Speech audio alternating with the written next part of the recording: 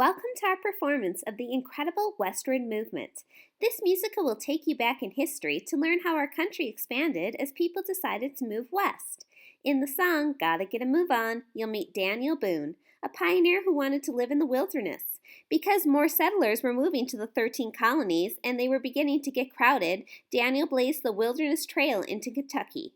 During the next 25 years, over 200,000 settlers traveled the trail to settle west.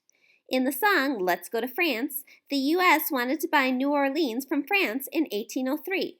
France needed money for an upcoming war, and Bonaparte negotiated the much larger Louisiana Purchase area with President Jefferson and Secretary of State Monroe for $15 million. This doubled the size of the country for the bargain price of 3 cents an acre. Now that the United States had all of this new land, someone needed to explore and map it. That job was assigned to Meriwether Lewis and William Clark, along with their Corps of Discovery. Sacagawea, a Native American woman, helped guide the explorers and locate landmarks. You'll learn about this process in the song, Getting Lost in America.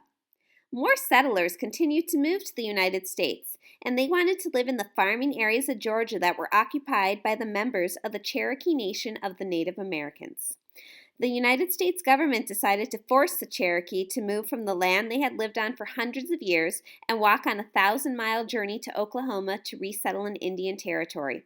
During the walk, 4,000 Cherokee died, and this journey in 1838 became known as the Trail of Tears. Beginning in 1846, American settlers who wanted to move west traveled in covered wagons called prairie schooners on the Oregon Trail. They had to pack everything they owned into a covered wagon that would travel over 2,000 miles. You'll hear about this process in Load Up the Prairie Schooner. In 1849, gold was discovered in California at Sutter's Mill. Thousands of people rushed west to search for gold and become rich.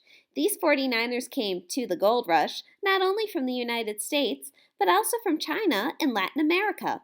While much of the United States was growing, there was an area in the south-central part of the country with a lot of available land. In 1862, the U.S. government passed the Homestead Act that allowed American citizens to file a claim for up to 160 acres of land. Unfortunately, this land was not very good for farming. There was so much dry sod and grass lying around that people used it to build their houses. These settlers were known as sodbusters. Americans had been pushing west for almost 100 years when the Union Pacific and Central Pacific Railroads met in Promontory Point, Utah in 1869. They hammered in the Golden Spike to unite the railroads from coast to coast. The trip that used to take a year in a covered wagon could now be finished in less than 4 days on the railroad. The country was united at last. And now, let's start the show.